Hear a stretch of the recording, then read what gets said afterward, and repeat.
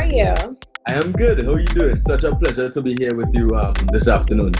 You too. Thank you for joining us here on Town Talk. I am super excited. I am as well. So for the past couple of years, you've been doing this awesome show on Yeah, YouTube, Instagram, Facebook, wherever you have a social platform. right. Yes. Before we even go into talking about what you do, I want to know a little bit more about Danielle and your life. So we know how you started this show, but tell us what kind of made you decide this is what I'm going to actually stick to. Not just start a show because, I'm just trying to figure out where I am, Yeah. but benefiting people. This is what I'm going to stick to and keep doing it. Oh, so well, one of the major reasons that I continued to do what you know is because one I have a really charismatic personality, and I noticed that people gravitated towards my personality. And I just knew it. I knew it. I had a gut feeling that what you know was something that I should stick with. When I left secondary school, I went into customer service, and I enjoyed the customer interaction and dealing with customers.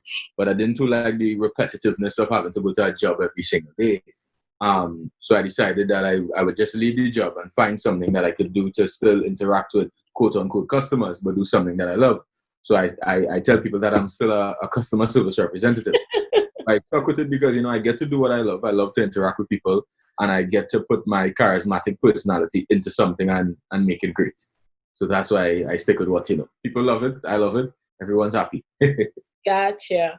Okay, I love that. And that is true. You're still in customer service. Yeah, So, definitely. so one of the things that you did is you did a minor tweak in the name from what you know to what you know. Why did you do the change for us? Good because I wanted to dedicate it to my Caribbean heritage and keep it within the Caribbean. So I didn't want the show to get too big. And I just didn't like. Yeah, I mean, I wanted the show to get big, but I didn't want it to get big with the name What You Know. I preferred What You Know, to get people's minds thinking. People who may not be from the Caribbean and understand our twang within the Caribbean. So that's why I decided to call it What You Know. So every time I tell people who are not from Trinidad or the Caribbean, Trinidad and Tobago and the Caribbean, they usually ask what year, why year, and then I go into the explanation and tell them, well, it means what you know. So that's why I decided to call it What You Know, just to keep it within the Caribbean basically. I love that. So apart from being in Trinidad, I know you're Trinidadian, you travel the Caribbean. How do you find sometimes, because for me, I'm Guyanese, and sometimes my accent and words that I say kind of trip Americans. How Okay. do you find sometimes still being able to ask the questions that you want by still keeping a Caribbean flavor? Do you have issues with the translations for them to understand what you're saying sometimes? Sometimes, yeah, but I just repeat myself until they understand. Usually with the hand signals and stuff, they would understand. So what I would do to get people to answer questions, I would usually explain the concept of the show before, and I would be like, well, my name is Daniel Loveless, and I travel the world asking people questions in the most proper English format possible. And then when the camera starts rolling, a lot of them jump because it goes from in hi, my name is Daniel. I would love to ask you a few questions. I travel the world doing a show called What You Know. But when the camera begins rolling, it's like, hey, we out here in Miami or whatever. So they're like, what is going on? But I try to ask the questions themselves in the most proper way possible, proper English. So I'd be like, try a thing, man, spell the word Tobago for me, in the most proper way possible so that they understand. And so sometimes they don't understand only bring it up from your belly and try to think that man and come now man, you could do it. But then when I get to the specific question to make sure that everybody understands the question. And that's how I think I'm able to retain a lot of audience from different places that don't necessarily consume Caribbean content. Because when it comes to the question, they understand it. So they basically learn the twangs before the question comes. Yeah. I love that. What has been your most memorable moment so far with the show? The most iconic in your mind, funniest, best moment? Uh, okay, so within the show you're talking about, Yeah. I think the most iconic moment within the show would have been when I traveled to Las Vegas and I asked a guy, what is 50% of 14? And for about 7 minutes, this guy just went on and on and on, trying to convince me that 7% of that 50% of 14 is 5. Yeah, and he went. That was iconic. It was I definitely hilarious. I enjoyed was that moment. cracking up. Oh gosh. And the funny thing is, with his logic, if I didn't know Matt, I probably would have believed him You too. would believe him. You would absolutely believe him. Yeah. He Oh just went gosh. on and on and on and on. What has been your favorite place to visit so far? Um, what has been my favorite place to visit so Making far? analysts have a good relationship. Just that's Well, you see, every place has a characteristic, so that's why I answer this question in the most diplomatic way possible, so as to not step on any toes. like that. Every place has its characteristic that I like. So, for instance, Guyana, I usually call Guyana my second home because the love that I experienced in Guyana was a love like no other. It was the support from people. People were inviting me into their homes, introducing me into new foods. People were giving me money in envelopes on the streets. Companies were just paying for my tab when I went to eat and stuff. So the love in Guyana was surreal. It was amazing. Visiting Guyana for the first time. I don't think I ever experienced such support from another country other than mine before visiting Guyana. So when I visited Guyana, it was like amazing, you know. So Guyana was my first feeling of euphoria. It was like a drug. It was like, wow, it was like a first taste of it. And then it followed by other countries. So each country has its characteristic. Guyana, I would say hospitality. I love St. Vincent for the beaches, you know, and the different islands that they have.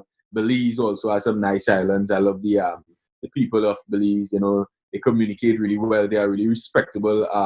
They are really, really down to earth people. You hear it within the tone of their voice. So people in Belize will call me Mr. Loveless and lower the tones when they speak to me. It's a kind of different respect level over there. So each country just has its different characteristic that I definitely enjoy. Las Vegas was a definitely enjoyable place as well, with all these lights and all these people and all these activities to do. So as I say, every place has its characteristic. So it's difficult to pick a favorite, you know. Love your answer though. Very diplomatic indeed. Thank you. I really love the answer. How have you found yourself coping with this show? Because I know that you're still doing it, but balancing everything during this pandemic and still maintaining your show presence. Good. So at the beginning of the pandemic, it was really difficult. It took a toll on me mentally at the beginning because I'm a person who loves to go to the gym every day, etc. So I was not unable to do that. I also got so stuck in the habit of waking up every Monday morning and going to the airport to jump on a plane to head to a new destination. So now waking up every single day, I fell into the habit of Netflix, just eating and just doing nothing. But within 2 weeks or so, I started to pull myself out of that. I started to do the show live online. I started to interact with persons online, interact with my audience a bit more. I started to repackage a lot of my content. So a lot of my old content, I began to make memes out of them, to bring back up the relevance of it. And I just started finding creative ways to keep the show relevant, and that worked really well, and that kept me occupied. I essentially just created a schedule at home now. So I'd wake up in the morning and I would go live. I'd be like 5 p.m. I'm going live. So it was like a set schedule, and I just kept myself occupied. Started to do a little home workouts here and there, until the gyms reopened in my country. So that was a really good thing. And then the COVID cases went a bit low in my country. We were actually COVID free for some point in time. The cases were on zero. And I, took the opportunity. I went out on the streets and did some new content. And then the cases began to rise again. So I'm back home again, back into this. But I did it once. So I firmly believe I could do it again. So it has been a learning lesson for me. And I took the entire difficulty and just made something great out of it. That's good, because I've enjoyed going through your archives myself, because you're Right. Getting to see like the old shows come back and see especially your favorite moments. So you said something and I want to pick on it. So you edit your own show? Yes. I do. And even when there's something that I don't want to do, I love to take a involved approach within the editing. Because when I began What You Know, I began editing on my own. So I have all the ideas. I have all the, I know. Stephen was telling me the other day that I'm good with the comedic timing. So I love to just take that involved approach to the editing, even if I'm not editing it. So we outsource people sometimes, but I just love to take that approach of being there and just seeing, all right, cut this here, put that here, let's get this done, So yeah, so it's a mix of me and sometimes other people. Gotcha. Okay, I like that. So you're very hands-on about your production, about every part of it. Okay, Correct. we're up with that. Do you think that maybe, I don't know why I clapped, but I guess Okay. do you think You're that excited.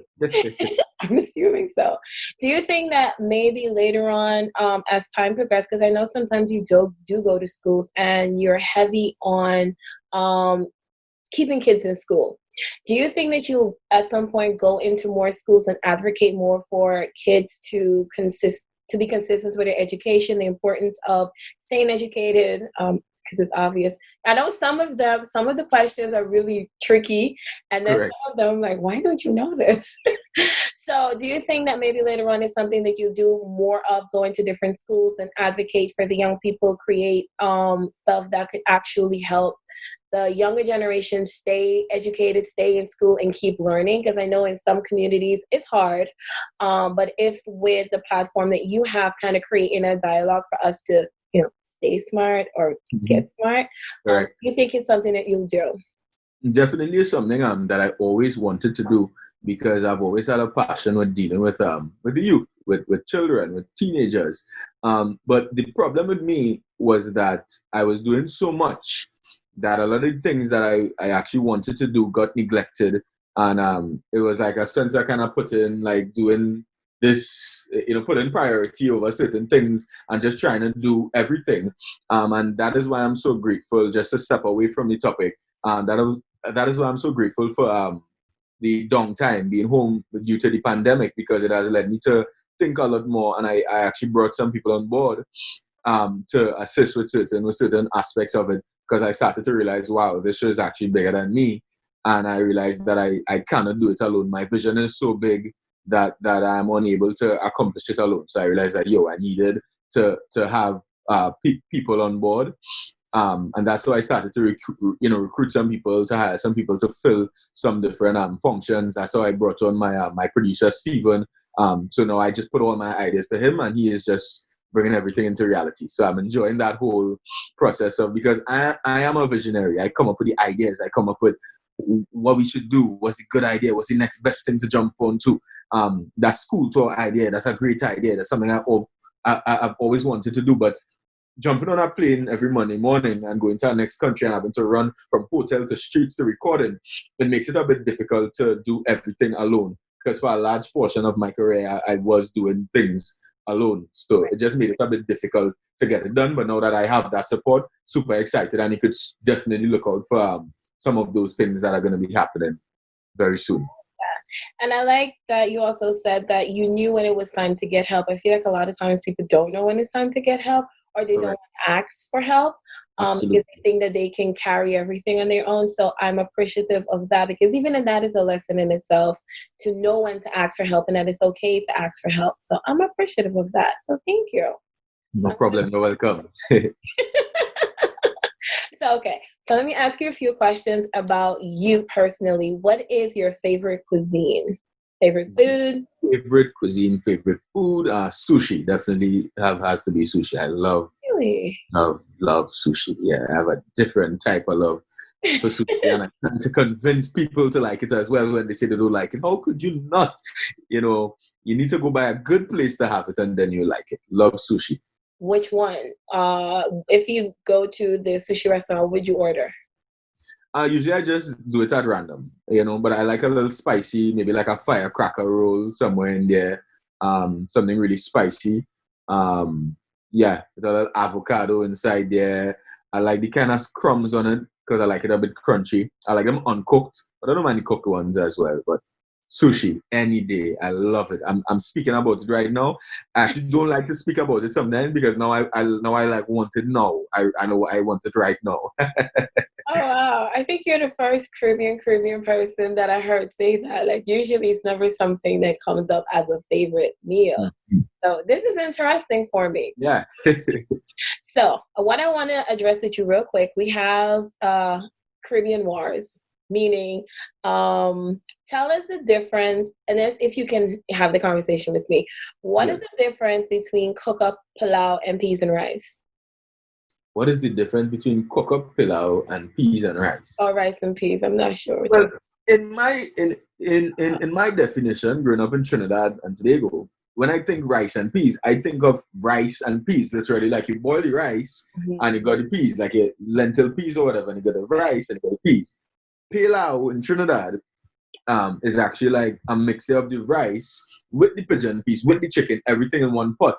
And then you got the sugar to brown the rice and everything, and you just mix up everything. So that's why I would say is the difference between rice and peas. When I think rice and peas, I think white rice on the side and lentil peas in a portion, and you put that together and you eat that. So yeah, that's my difference in rice and peas and pilau. Okay, I can rock with that.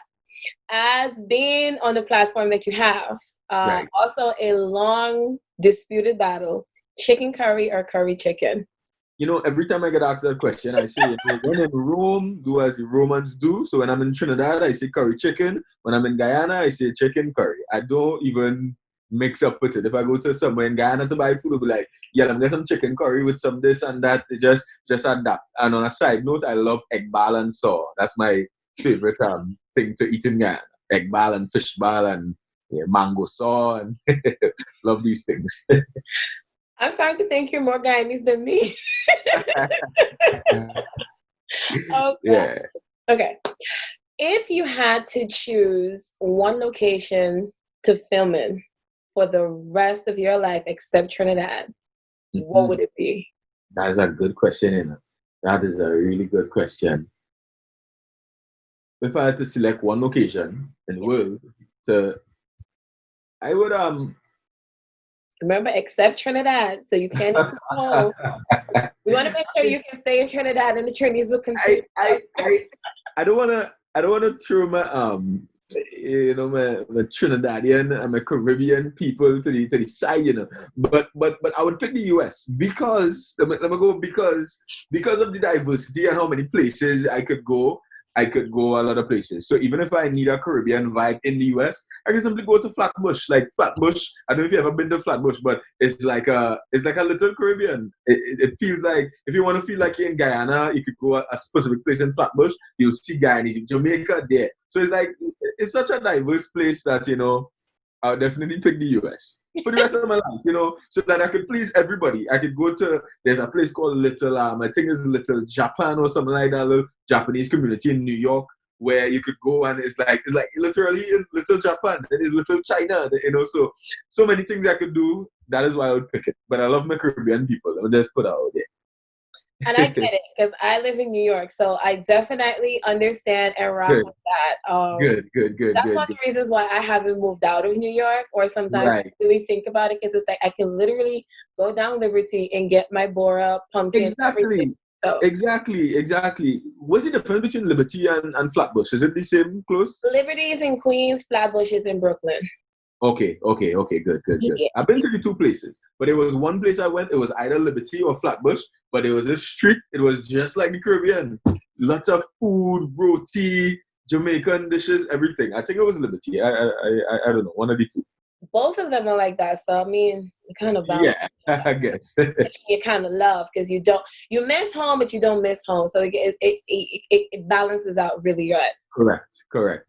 What are your future plans for this show? Like, where do you expect it to go? If you had a projection for the next maybe 5 years or so, where would you want the show to go? What we're trying to do with What You Know is we're trying to up the production value of What You Know. Mm-hmm. So what we want to do, I envision What You Know being on some sort of streaming network. Where people could, log on and go look at What You Know, even if not a current streaming network, people could possibly purchase a subscription on whatyouknow.com and actually have exclusive access to What You Know content.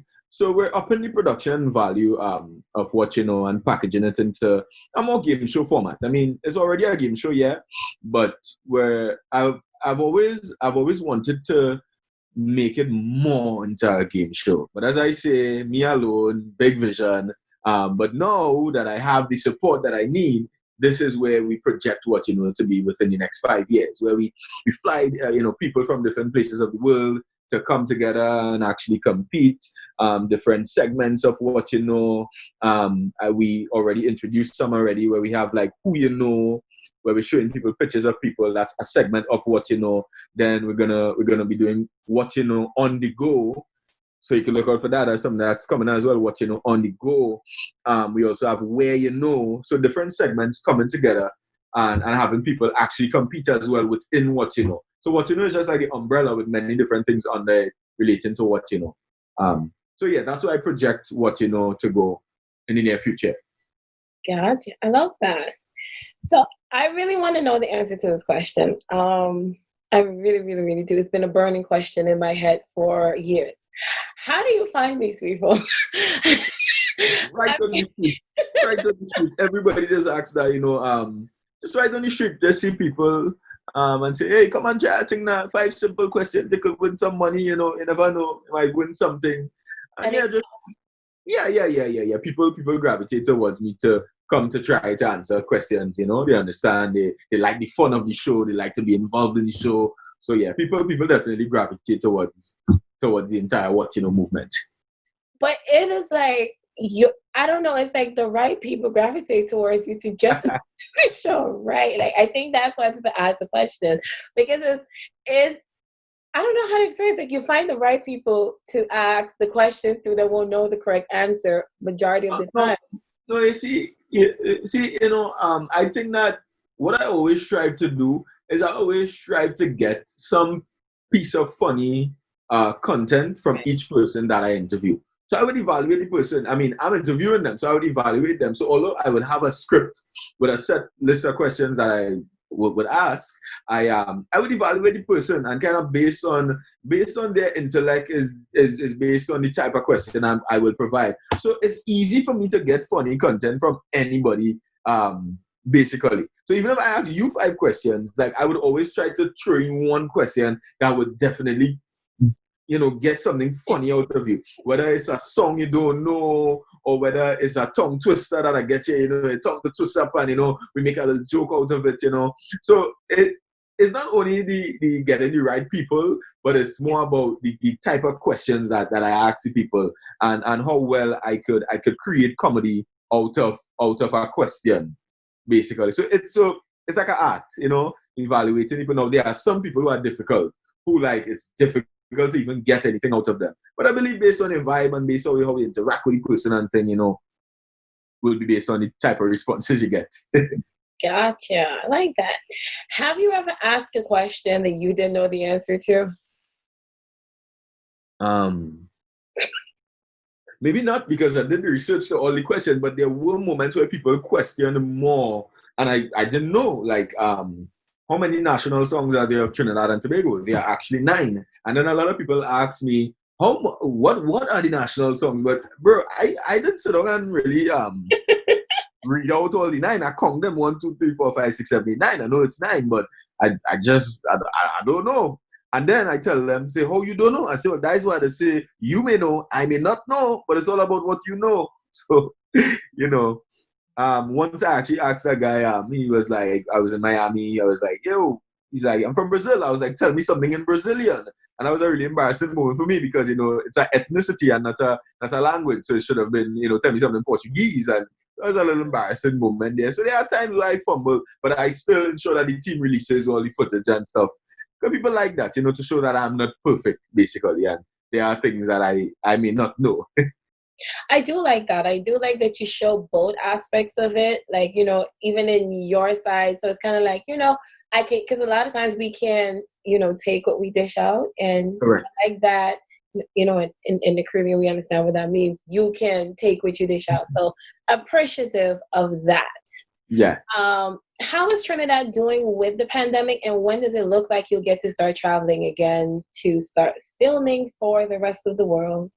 Well, for now, things are looking really uncertain for now because there were a few cases, and then we were COVID free because all the cases were cured. We had 8 deaths, unfortunately, but then we were on 0 cases, and then the cases just began to rise from like 0 to 50 or 50 something. So it keeps rising. Like yesterday, we had 10 new cases.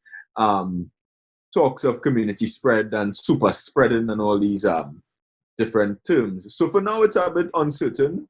So for now, we gotta play by ear and see how things go. Gotcha. If somebody was supposed to come to Trinidad for the first time, what would be a must-see place that you would tell them that they have to go to? Okay, but where they're coming from? That's the first question. Which part of the world they be? Where it matters. Let's say the U.S. The U.S. Well, yes. The first place I would recommend to go to is Maracas Beach. You got to visit Maracas Beach and have a nice bake and shack. From the moment they come in to the airport, they got to have some doubles. I'd love to be a tour guide to take that person around, explain to them what doubles is, take them for some doubles, take them for some Polori, take them on Maracas, to see the beach and eat some bake and shack. I would also love to take them to some sort of Caribbean party for them to understand what soca music is, because a lot of people when I travel, especially in the US and sometimes in Canada and stuff, they don't know what soca music is. It's soca, what is soca? So experiencing soca music and, just experiencing a little bit of, of our culture, about the steel pan and, limbo and different things that originated within Trinidad and Tobago. Yeah, really fun experience for them. But Maracas Beach, to answer your question, first place. All right. What do you do to find calm and peace and kind of, because with everything going on, it's a lot. And then with the show, and then there's a moment where you just have to kind of revive yourself or, find your inner peace or find your inner strength. What is the thing that you do to calm yourself? Well, I read a lot. So that in itself keeps me grounded. I read. I meditate. I wake up at 5 a.m. every morning. I meditate.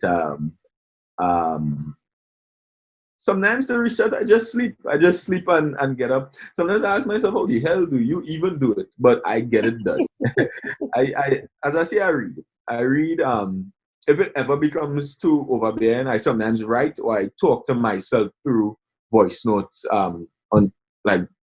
Because sometimes when you explain your problems to yourself, you start to realize, wait, the problem really ain't that bad, and sometimes you just solve your own damn problem by talking to it. Like, if I explain a problem to somebody, and then in the middle of the problem, it's like, oh, this problem not even so bad. And then they sound like a kind of fool to that person explaining the problem. So I just explain the problem to myself. I was like, Daniel, this is the problem. Why I feel it? Well, I'm feeling so because X, Y, Z. And then like 5 minutes into talking, I was like, you know what? The problem ain't that bad.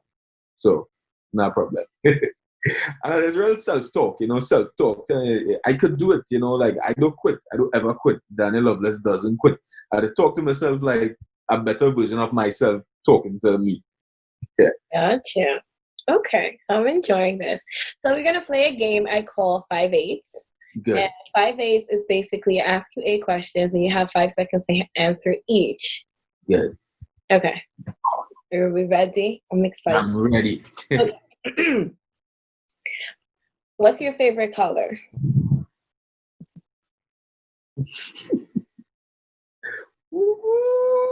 Let me go with red. Okay. Favorite accent? Bajan. Man, you confusing me, man. Bajan. It's hard to be between Bajan and Guyanese. I don't know if it's the egg balance saw or the man, you confusing me, man. You confusing me. Cheese on bread. Okay. Best memory in general. Best memory in general. Visiting Canada for the first time. Yeah. Yeah. When I reached in the coldness and it was so nice. It was the first time I've been anywhere other than Trinidad and Tobago. So it was like, wow. Well, hold up. Let's take a pause. You found Canada's coldness to be nice? Yeah, because I visited summertime the first time I went, and I did go for winter too, and winter wasn't so good. But the first time I went, it was just like AC, so it wasn't that bad for the summertime. Okay. It was around Caribana time. So sun was hot and things still. Gotcha. Because I live in New York, and I think Canada's winter is brutal. Yeah, it is. Because I was there this winter, December. Mm-hmm. Oh, okay. I love you, Canada. You know, you're awesome, but your winter is different. It is completely different. Okay. Favorite food that you cook? Favorite? Yeah, my father's cookmeal. Because I know you were cooking. I saw you on live. You were doing some cooking or dumpling and saltfish. Dumpling and saltfish. I'm good with that. I could make that. Okay, so here's the issue. Dumpling is different to each of us. What is your version of dumpling? My version of dumpling is you need the flour, you cut the flour, and you put it in the pot, you boil it, you take it out, and dumpling. Okay. Yeah. You don't put it in soup or anything like that? Yes, in Trinidad we do, but I can't make the soup, but we just put it in soup, yeah. Okay, favorite ingredient? In the dumpling? No, in cooking in general. Everybody has like this one thing. Like I love smoked paprika. Right. That's a unique question. I've never been asked that question. Favorite ingredient? You see, I don't cook much now. Let me see. All-purpose seasoning. That would make everything taste good. I put in my egg and my everything. All-purpose seasoning. Okay. Favorite artist? Favorite artist? Drake. I really like Drake. I was fortunate enough to meet him already though. That's a story for another time. I asked him for a picture and he told me no. But yeah. I'm done. You just broke my heart. I am done. So yeah, Drake fan too. No, I was expecting some soca person, and you just. Oh gosh, I set up a survey. I mean, it wasn't specific. You just say generally, you know. But if we had to break it down in genres, we could say soca for sure, Marshall, hip hop for sure. I just said it, Drake. What other genre is there? There's R&B. I like Summer Walker, you know. I like Summer Walker. What other genre? Reggae. Maybe Buju. Yeah. So I get a whole list of different genres, so nobody vex. My Jamaican's good, right? My US fans good. My Trinidadian fans and your Caribbean, everybody good. I was about to be like, listen, what is this? All right. We're friends again. We're back in. Okay. Favorite band? That's a good one, you know. I don't know much bands. Ooh. I'll just say Soca the band. That's Nyla Blackman's band. Since we keep it in Caribbean, you see, I had to keep it diplomatic in this interview. Nyla, big up yourself. But I don't know much bands, to be honest with you. Can you name some for me? Cass has a band. Okay, Cass the band. Okay. You have Mighty Sparrow, but that's back in the day. Right. You have the Dragoneers. If I did say the Migos, that Stone Man. Oh, you have Stone Love. You said it, Stone Love. See, you have a lot. So, okay, fair enough. We accept that. All right. Last question. What has been the worst What You Know moment?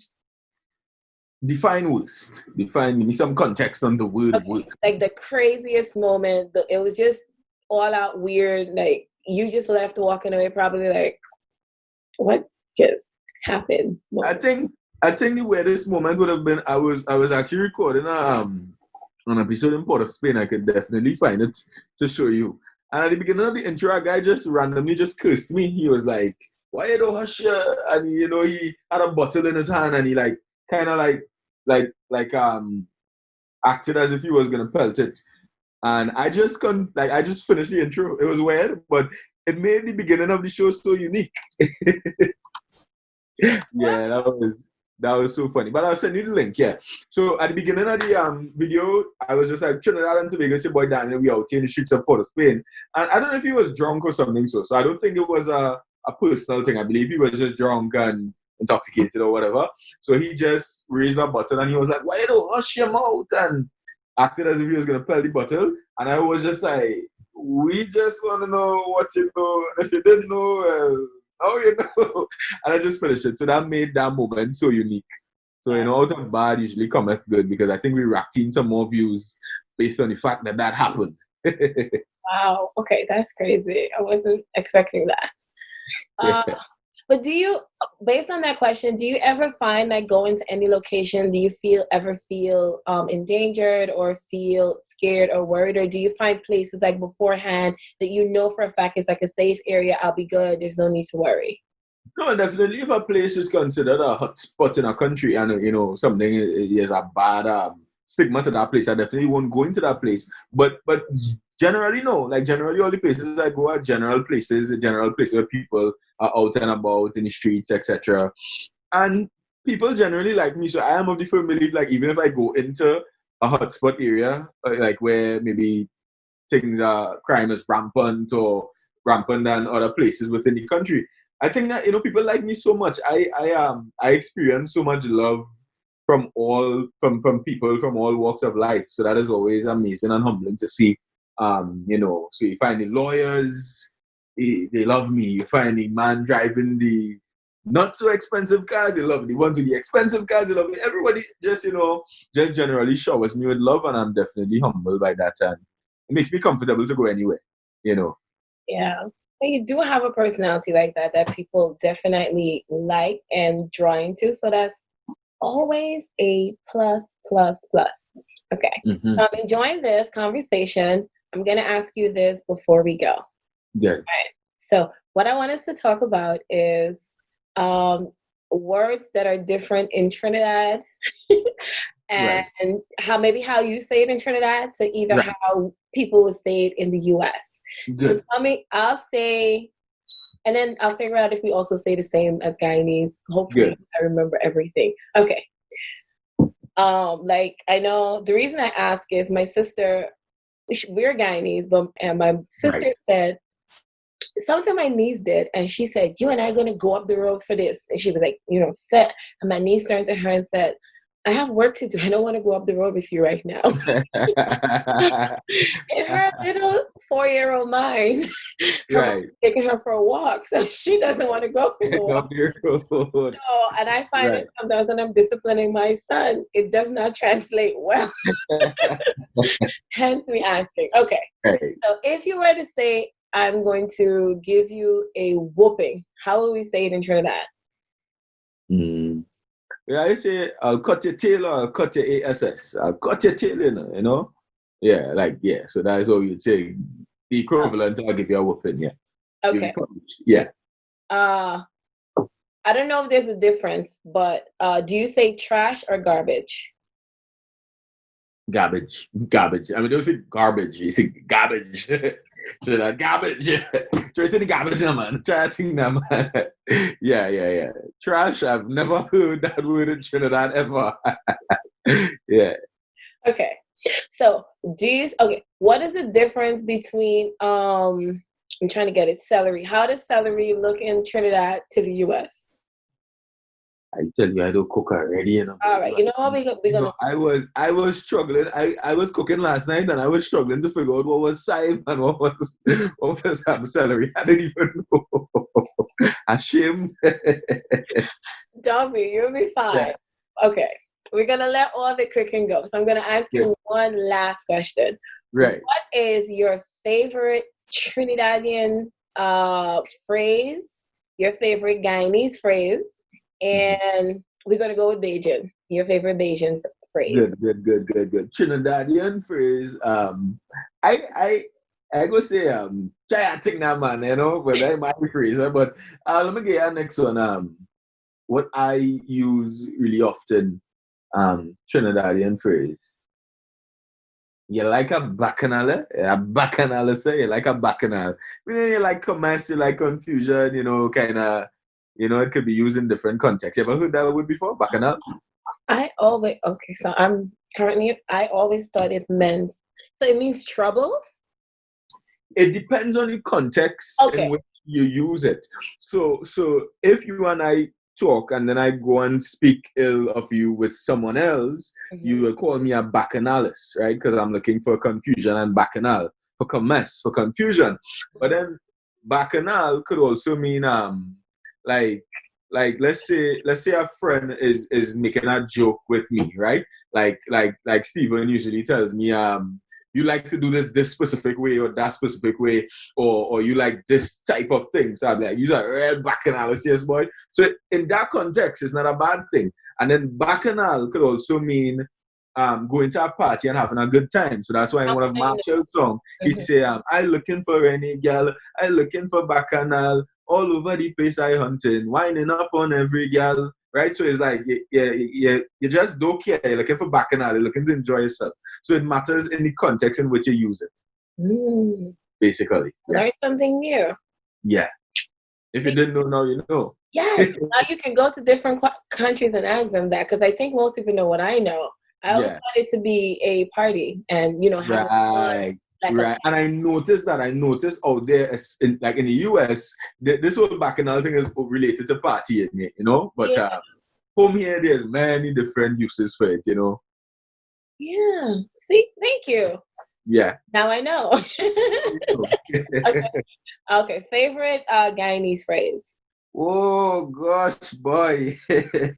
My favorite Guyanese. Clean one, because I heard the one you sent on Instagram. Yes, oh Scott, man, I love that phrase, man. That is my favorite phrase from Guyana. I don't say it in Trinidad at all because people doesn't understand, and I don't even want to take the time to explain. But I love that phrase.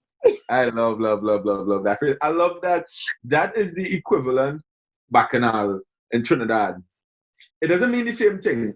It doesn't. It doesn't mean the same thing. But the same way how bacchanal has many different meanings, and the same way how, dependent on the context in which you use, it could be considered bad, it could be considered good. Like I hit my toe right now, I'm like, like I hit my toe because I'm in pain. So it's not necessarily something bad, but then, it could be insulting somebody and say that man is a real, and it could be interpreted as bad. But I love that phrase.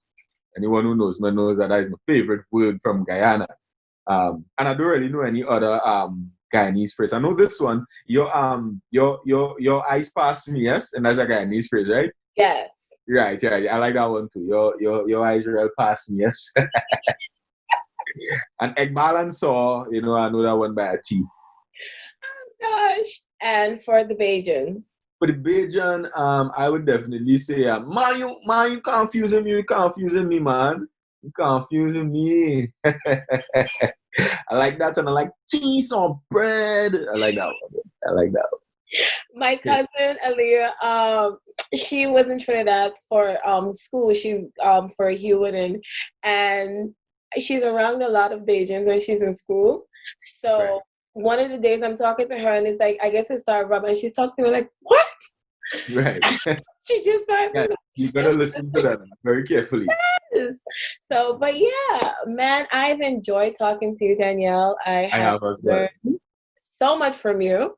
Thank you. Please keep doing what you're doing. Please keep making us proud. And when you come back to the U.S., please make sure that you come and, hang out with us. Well, definitely. Because, you get to do some stuff face to face, hang out, do sushi. Things. I like sushi. I don't know about the raw ones, but I do like sushi. I like shrimp tempura, and I like California rolls. Right. I'm really feeling for sushi now. I may just leave home and just go buy some now. Yeah, if you learn to make it. See? That is what I need to do. I'm telling you. My mom always told me, she said, anything you love to eat, learn to make it. So when you crave it, you can have it. Nothing wrong with buying it. But when you crave, because sometimes you crave stuff at the most random of times. You really can't get it. No, because you talk about it. Oh my gosh. Yes. And with this COVID, I ain't too sure if I'll be eating sushi from anybody based on how it's made. I got food poisoning the other day. I ate a gyro. That was terrible. Yeah. You chalk it up to maybe they're missing some ingredients because it didn't get shipped in time. So, we let them have it. But it's been a pleasure talking to you. Before we go, is there anything that you would like to, say to our audience, your audience, to let them know, encourage them, and inspire them during this time? Definitely, I just want to say, thank you guys so much for giving me this platform to speak. I appreciate being a part of it. And to anyone who has any big goals and stuff out there, just stay focused, keep on track with your goals, and understand that we all have a potential failure and a potential success within each of us, and it just matters which person you unlock. So just the simple disciplines or errors. Like, this is my philosophy in life, actually, that I write down every day. Like, simple disciplines or errors in judgment lead to massive success or failure. So that is always a reminder to me that I hold the key to whichever path that I end up in life, or whichever result I unlock. So all these results, this is as a result of simple disciplines practice, so compounded over time. And the same thing compounded over time, had I been doing something else, that was non-productive, I could have worked up to become, on the downside of the curve, becoming a massive failure. Which, even if you become that person who you don't want to be, if you want to say an apparent failure, it's always easy to turn it over by just simple disciplines, practice daily, compounded over time, massive success. And that is how I have become who I am today. I love that. Yay, I love it. I love it. I love it. Danielle, thank you. Seriously, no problem. Thank you for inspiring us. Thank you for educating us. Thank you for just being you.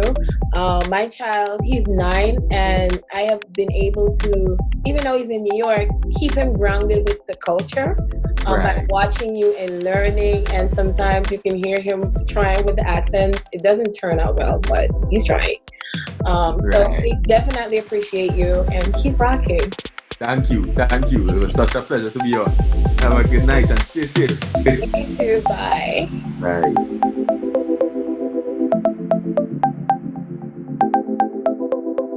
What is 50% of 14? That's 5. 15% of what would you say? 5% of 14 is 5, right? 50% of 14, that's 5. 50% of 14 is 5. 14 divided by 5, you have to put a 0 for 140, then you divide it straight down the middle. It goes into it 3 times minus 1, that's 3.2.5, and then you add it together, but you subtract the bonus point, and that gives you 5.